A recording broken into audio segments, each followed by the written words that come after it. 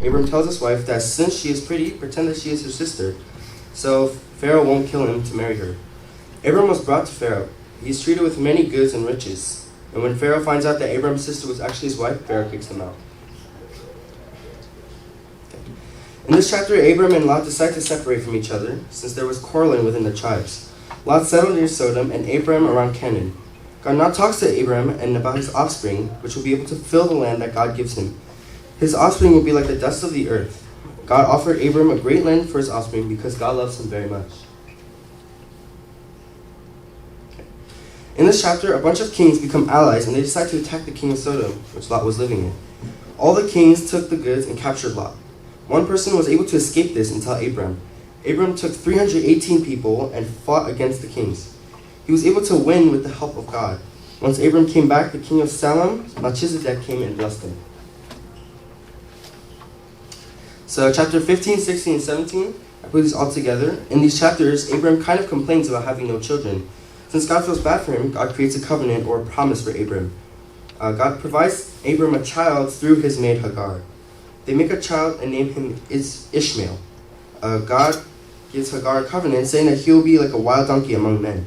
God reminds Abram the covenant, but in order for this covenant to come true, he must change his name to Abraham, and every male boy must be circumcised. So chapter 18 and 19, this chapter talks about how God meets Abraham through three men who were, I guess, angels. He knew those and started to prepare a full feast on the spot. He loved God so much that he would prepare a full feast in order to feed him with his heart and try his best to serve him well. The story also talks about how God will destroy Sodom and Gomorrah for their sinful actions. Because Lot lived there, Abram pleads to God that he should save it. God decides to destroy Sodom and Gomorrah, but God saves Lot's family from all the destruction. The two angels tell Lot and his family to get out of there and to not look back. If they do, they will turn into some salt. So his family escape. Everyone moves forward, but Lot's wife looks back and fades into salt. In this chapter, Abraham lies about his wife again.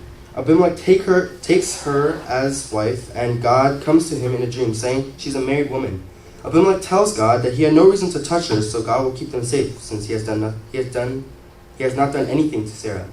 Abraham tells his reasoning behind the decision, and Abimelech gives them any land and some goods. So, chapter 21, this is a chapter where Isaac is born through Sarah. Sarah was filled with joy because of this moment, since she had finally gave birth to a son. When the child grew, Ishmael would start to mock Isaac. Sarah did not like this at all, and in order for Hagar and Ishmael to get kicked out. Abraham kicks them out with the help of God's decision. Once they are out, they suffered a lot. But God heard their cry and provided them with basic resources in order to survive. So why was Isaac a great man? Basically, he always trusted God and he always loved his parents. A little bit later, the book tells us that Isaac loved his mother so much that the only thing to stop him from grieving was marrying Rebekah. Okay, chapter 22, this chapter is when Abraham is tested about his faith to God. God meets Abraham and tells him to sacrifice Isaac, his one and only son, as an offering to him. Even though Abraham is distressed by this, he trusts God in every way and takes Isaac up a mountain. When they got there, Abraham tied Isaac to the altar and called to God. An angel pops out of nowhere and tells him to stop. God knows that Abraham will always love him no matter what situation. So, Abraham's life key verse. So I picked Genesis chapter 12, verse 2 and 3, and Genesis chapter 22, 12b. So for the first key verse, I'll make you into a great nation, and I'll bless you. I'll make your name great so that you will be a blessing. I'll bless those who bless you and curse those who curse you. And all the families of the earth will be blessed through you. And the second one, now I know that you fear God because you have not withheld me from your son, your only son. So from the first key verse, I learned that through one person, we are all blessed from God. This shows us that because of one man, God has blessed us. And from the second key verse, I learned that we must love God with all our heart. Loving God is the only priority that must be first among all the other worries and troubles we think about. So, Isaac and his family. So, these 23 and 24, these chapters just talk about Abram reasoning with the other nations in order to buy some land to bury Sarah because she has died.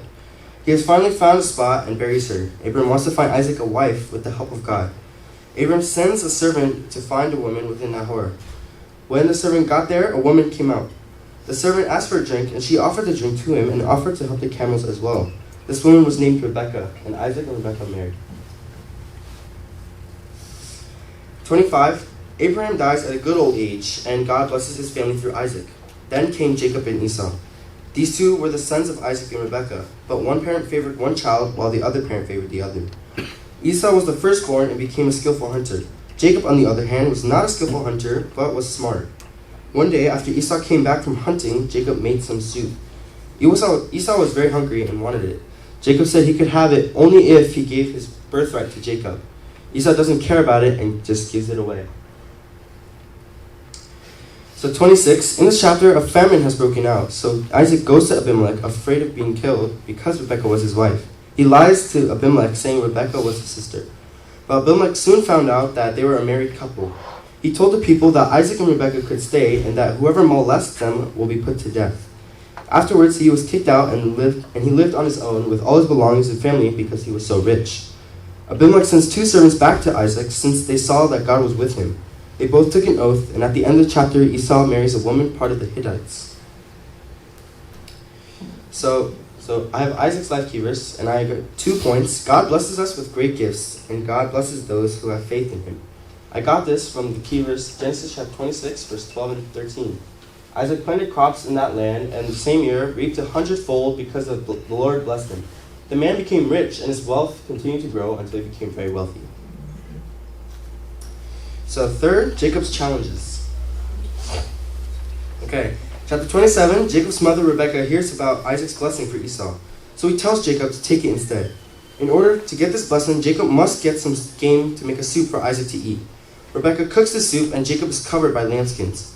Once Jacob brings the soup, he tricks his father into getting the blessing. Once Esau comes back, Isaac knows that he was tricked. Esau now wants revenge on his brother. Esau says that once his father dies, he'll go and find him and kill him. Rebekah finds out and is scared. She tells Jacob to flee to Laban, her brother. So chapter 28, in continuation of chapter 27, Jacob is told to make a family at Rebekah's brother's house. Find a wife there and come back once Esau's rage subsides. And he flees. As he is fleeing, he falls asleep, and in his dream, he sees a stairway from earth to heaven, and on the top is God. God tells him that he will be with him and that his descendants will be like the dust of the earth. All the people will be blessed through him. Once Jacob awakes, he knows that God will always be with him. He sets up a pillar and puts the rock his head was resting on while he was sleeping on top of the pillar. He makes a vow talking about God being with him for his journey. So these 2 chapters are really long passages, so I'll just summarize it. Jacob comes to Laban and meets Rachel. He loves her from the moment he saw her. He tells her that he is her father's sister's son.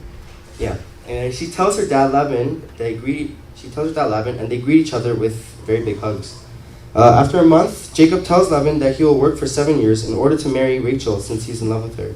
After 7 years, Jacob was able to get a wife. Instead, Laban gives Leah, the older sister. So Jacob decides to work another 7 years with the bridal week in order to get Rachel as his wife. So 31, Jacob notices that Laban starts to dislike him. God tells Jacob to leave since this is starting to happen. When Jacob leaves, Laban hears about it and chases after him since he doesn't want Jacob to go. Laban hears about it and chases after him since he...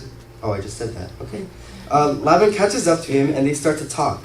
They argued and decided to make a covenant between them. Jacob takes a stone and makes it the witness of what happened between them. So chapter 32, it has been some time since Jacob saw Esau. Jacob tells messengers to go to Esau and tell him about his coming.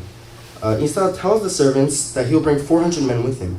Jacob was stressed out, so he separated his family and everything across the river so they won't die. While Jacob was going back to where he was, he all of a sudden fights a man. This man hits the socket of Jacob's hips, but Jacob continued to fight. Jacob would not stop fighting until he was blessed. Jacob changes his name to Israel because he struggled with God and men and has overcome it. Chapter 33. Jacob finally meets Esau and is actually really happy to meet him. All of his anger has subsided with the help of God. Since they were both happy to see each other, Jacob offers to give him something, but Esau refuses since he already has too much. But Jacob kept on insisting, so Esau finally took it. Chapter 34. In this chapter, Dinah, who was Jacob's daughter, went to visit the woman of the land. Shechem, who was the ruler of that place, saw her and violated her. He wanted her as a wife. His father Hamor went to Jacob. He asked for Dinah to be his son's wife. Dinah's brothers walked in and told him that he could not. Shechem tried to persuade them, and they deceitfully said yes, but only if every male was circumcised, since he was not. So they decided to do it. When Shechem went back, he told this to everyone, and they had to do it. 2 days later, while everyone was still in pain, 2 of Jacob's sons, Levi and Simeon, came and killed every male, including Hamor and Shechem. They took Dinah, robbed their belongings, and went back to Jacob. So chapter 35, this chapter is basically a death chapter, kind of. The nurse of Rebekah dies and was buried. Soon Isaac and Rebekah die as well and are also buried. Jacob would set up pillars and sadness for their deaths. This is the chapter of genealogies within Jacob's family and the rulers of Edom. Through this passage, it shows how God fulfills his covenant with Abraham, saying that he will make his offspring as numerous as the stars. So Jacob's life, key verse. Through Jacob's life, I can learn that many people, including myself, struggle with many things. Jacob fought God's angel and pushed himself to get a blessing. He struggled but still won. This tells me that I can persevere through God's challenges and he can give me a wonderful blessing. And I get this from Genesis chapter 28, verse 32. And the man said, your name will no longer be Jacob, but Israel, because you have struggled with God and with humans and have overcome. So, last section, Genesis chapter 37, verse 1 and 50-26, Jacob's family and his sons Joseph. I have a quick question. Do any of you have siblings? I know a lot of you do. Let's see. Sarah, Kim, have you ever been jealous of your 2 sisters? Sure. What were you jealous about? Okay, I see this. Yeah. Okay. So, about Joseph. Joseph was the second youngest son, surrounded with some hardworking brothers. His parents loved him among all the sons, but the brothers were not happy. Okay, so Mr. Peter Kim requested me to sing this song, You Know Better Than I, and woo! I guess I can sing it. You guys can sing along too if you want, I guess. Okay. Okay. I thought I did was right. I thought I had the answers. I thought I chose the surest road, but that road brought me here. So I put up a fight and told you how to help me. Now just when I had given up, the truth is coming clear. You know better than I. You know the way. I've let go the need to know why. For you know better than I.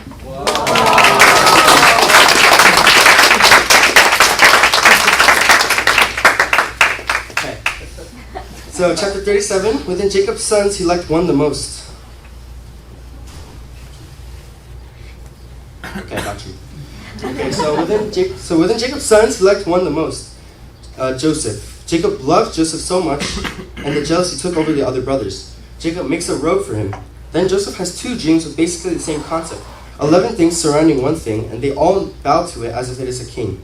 This is where the brothers are over Joseph, acting like some king. Jacob tells Joseph to go check on the brothers.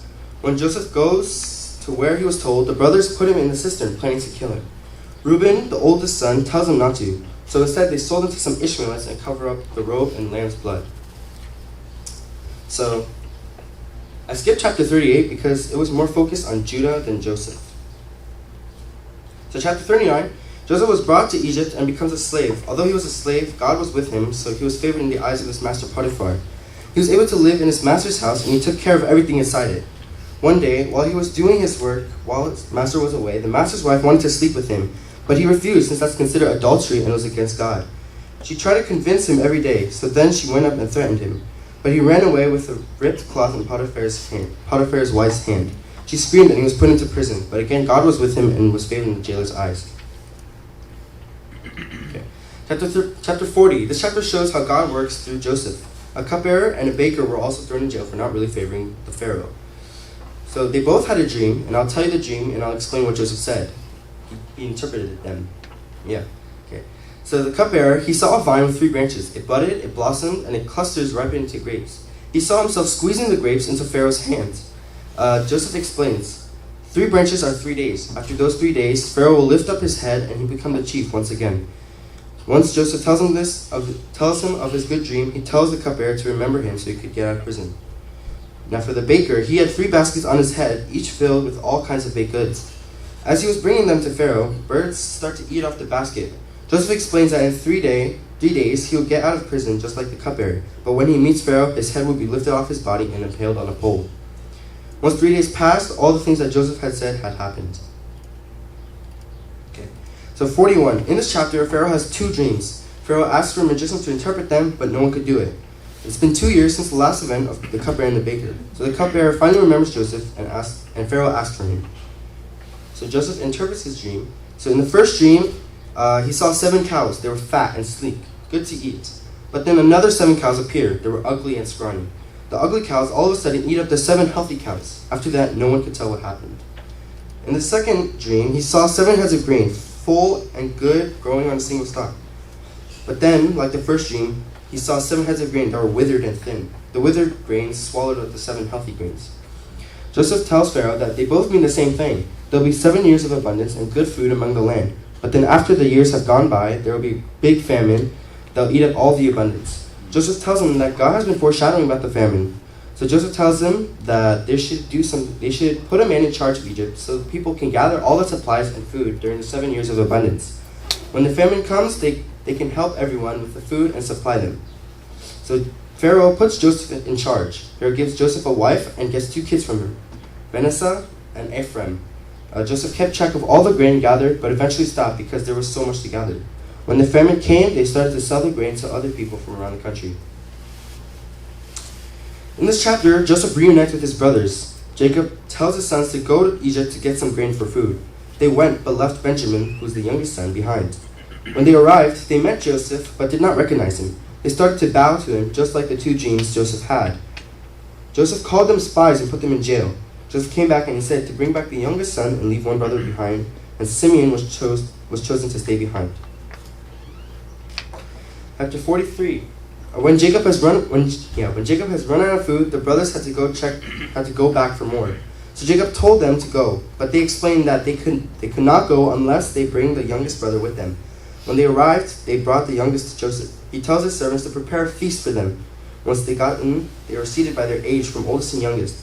Joseph brought back Simeon and gave them food, but he served a lot more to Benjamin than the others. So, chapter 44, Joseph told his servants to fill their bags with all the grain they could carry, but for the youngest, put a silver cup in it. Once they leave, catch up to them and find the cup. So the brothers felt left, and the servant obeyed Joseph. The servant caught up to them. They seemed confused and searched the bags. They found the cup inside Benjamin's sack. Joseph tells the brothers that he has to be a slave now. But Judah went up and pleased Joseph, telling him that Benjamin was their father's last son. Chapter 45. So, almost done. Joseph can no longer keep back the huge secret. He finally tells his brothers about his identity. He explains that God has sent him to Egypt in order to save the lives and help the people around the country. He told the brothers, and the brothers were overjoyed. The brothers could go back and tell Jacob about Joseph. He's skeptical at first, but when he was told everything, he was ecstatic. Chapter 46, this chapter is the day Jacob and Joseph finally meet. Jacob has been told about Joseph, and everyone in the household left with him. Around 70 people in total, plus all the livestock they had. Once they got to Goshen, Jacob and Joseph finally meet. They give each other really big hugs, missing each other for so long, and they get to see each other once again. So, throughout this whole chapter, God helps Joseph and provides people and saves the lives of many. Joseph buys the people and their livestock and provides them food, but they have to give a fifth of what they are given to Pharaoh. So, chapter 48 and 49, Jacob blesses Joseph's sons, then he blesses Joseph, and after that he blesses the brothers, and they each become the tribes, but it was excluding Joseph. I got this from 15 and 16. When he blessed Joseph and said, May the God before whom my fathers Abraham and Isaac walked faithfully, and the God who has been my shepherd all my life to this day, the angel who has delivered me from all harm, may he bless these boys. May they be called by my name and the names of my fathers Abraham and Isaac, and they may increase greatly on the earth. So last chapter Jacob dies and they bury him. The family had a 7-day mourning period, and when they got back, the brothers were afraid of Joseph since his father died, and they could finally kill them because of what they did to him. But Joseph told them that it was okay, even though he sent Joseph to Egypt out of jealousy. It was God's plan for him to come and save everyone. Joseph becomes old, and at the age of 110, he says final goodbye and died in Egypt. So Joseph's life key verse, my main point is God has a plan for everyone and in this world. God wants to lead us into a good direction, and there may be some obstacles on the way. I got this from Genesis 50, 19-20, but I'm not going to read that. Okay, so what I learned from the whole book of Genesis is how God started this world, how he was able to control everything from the beginning. God created us in order to be glorified through us. He wants us to believe in him. Many people believe on how the world was made, but the truth is right here in the Bible. This is what happened, and we should believe in it. God has planned everything from the beginning. We should always follow this plan and make correct decisions through tough times. I pray I may be able to apply this in my life. I pray I can make correct decisions throughout my life, and also believe that God has started this in order to glorify his name. I pray that I can glorify God's name throughout my life and through my Genesis Factual study for GLE. Thank you for watching.